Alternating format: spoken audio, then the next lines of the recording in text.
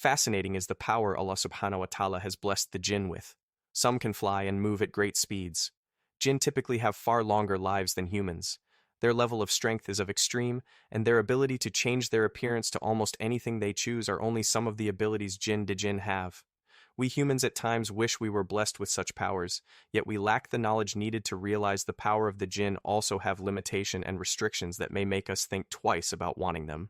The ability to change to almost anything a jinn may choose is certainly an amazing ability many humans would want, yet this ability comes with severe restrictions that, if not followed to the T, would result in the jinn losing the ability to shapeshift. The information I present today is not one you will find in a book. This is information one learns directly from the jinns, yet if one comes across a mysterious occult book speaking of this knowledge, then consider it accurate and handle it with extreme caution, insha'Allah. It is well known among people who are into the occult and have knowledge of the jinns that the jinn's ability to change forms is one of their most used ability, especially when dealing with humans, but only when the human is trying to get in contact with the jinn by performing rituals, etc. The jinn will present itself as it wishes without any danger to it. One still must have an open third eye to see the jinn they have conjured or summoned regardless of the form it takes. But the rare time we human may see a jinn, or take notice of a jinn, regardless of what form the jinn is in, will cause that jinn to be in a world of trouble, to say the least. Yes, there is times a jinn may present itself to a human directly, when it is in some type of trouble. But this is very rare, because once the jinn makes this move, it can no longer take the form of anything again, as it once did just a few moments ago, until the humans saw it with their two eyes. Before we move further, I would like to say that even if a jinn decides to take a form of an animal and come in our physical world, it still involves a very well-activated third eye and strong spiritual sense to see the jinn, unless that jinn does everything in its power to make sure the person it's reaching out to notices it, insha'Allah. Most of the time, they will go completely unnoticed regardless of what form they desire to take. The rare times humans do encounter jinn without conjuring and or summoning, it is extremely dangerous for the jinn because once the human's eye takes notice of a jinn in our world, that jinn can no longer change the form of what it has been noticed in, and its ability to shapeshift is now gone. Of course, the jinn can still disappear, fly, if it is the flying kind, and move at amazing speeds. But once the human's eyes have taken notice to a jinn in our world, accidentally, or even by the jinn's own will, that jinn can no longer leave that form and will be stuck in that form forever. Still wondering why jinn don't openly show themselves to various humans?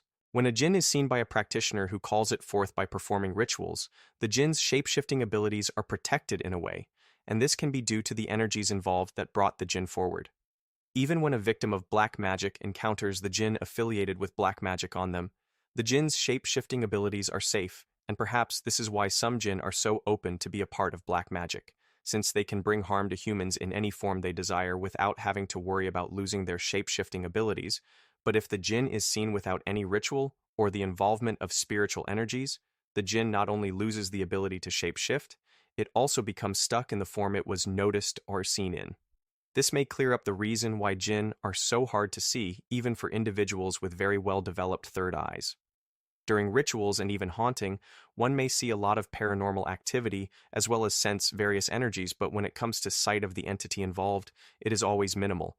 A small shadow at the corner of the eye, an orb of energy, etc., is oftentimes all that is noticed even in places of extremely high paranormal activity. Hopefully one understands why sightings of the spirit jinn are so unheard of. I will briefly tell a story of a man who encountered a jinn without even knowing what he encountered was a jinn, insha'Allah. My teacher's cousin was a very simple man.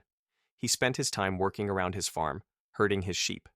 One day, as he was doing his usual work outdoors and heard a man screaming, translated to English, "Help me! Help me!" He looked around, yet saw nothing, but the cries for help were still being heard. He walked around his property and found a short man sitting on the ground. So my teacher's cousin quickly approached him. This man was described as a very short, and in my teacher's cousin's mind was just a short person, midget. The short man on the field was asked what was wrong. He told my teacher's cousin there was a wolf sitting only a few yards away and said that he was very scared of wolves. He asked my teacher's cousin for help, and in return, he would give him anything he wanted. My teacher's cousin, confused, asked the man for his name and shook his hand and said, "Okay." Still confused how the man even came to his field, he pointed his shotgun towards the sky and shot it, scaring the wolf away. The man on the field gets up and very happily thanked my teacher's cousin. My teacher's cousin asked the man to come in and have dinner with him, But the man thanked him and said no, and reminded him that if ever needed anything, just to call his name and he would be right there. Still confused over what transpired, they both parted ways. For weeks, my teacher told me his cousin was confused with all that happened and really had no explanation, besides that he helped a short man he found in his field who was deathly afraid of wolves. Weeks had passed, and the sheepherder needed a fresh piece of land to feed his sheep. Everything around him was full of other farmers' livestock. Confused about how to feed his sheep, he remembered the man on the field and his offer, so he called him by name, and sure enough, he showed up and asked him how he was and how he could help him. It is not like the movie where he magically appeared in front of him with a cloud of smoke. After calling his name, he just happened to come to his home. "I need a place with good grass and some water to feed my sheep. Do you know of any?" he asked the man he helped, who, without any hesitation, told him directions to an area nearby.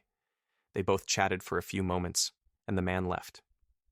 The next day, my teacher told me his cousin followed the directions that were given to him, and surprisingly, it led him to an area with lush green grass and water. He was dumbfounded how the man he got the information from knew such an area even existed, subhanallah. Weeks had gone by, and my teacher's cousin shared his encounter with the man on the field with his friend. His friend explained to him that what you may have witnessed with most likely a jinn in distress. My teacher's cousin soon came to learn that jinns are afraid of wolves, because even when the jinn is invisible to the eyes of humans, they are visible to the eyes of wolves who feed on them whenever they see them and catch them. The energy of the jinn is a type of spiritual energy food that benefits the wolf, and this is why you may see various wolf fangs as protection amulets, especially in parts of the Middle East. My teachers told me sometime later, his cousin called the man's name on the field he helped. Sure enough, when the man showed up, he was asked if he was a jinn, which he stated he was, and explained his need for help, confirming not only that he was a jinn, but also confirming the fear jinns have of wolves. Fearing Allah subhanahu wa ta'ala, my teacher cousin told the jinn never to come back to him again and that he owed him nothing for his help. He told the jinn to go back to his family and never to answer his calls again. The jinn agreed, thanked him one last time, and left. Time had gone by, and the sheepherder realized that perhaps he should not have let the jinn go and that perhaps it was a blessing from Allah subhanahu wa ta'ala. So he called his name, but the short man in the field never came, as he once did with a quickness, willing and eager to help. Note, there may be minor errors in this story since I'm speaking from the memory, but the exact incidents and what transpired are accurate, insha'Allah. Allah subhanahu wa ta'ala knows best.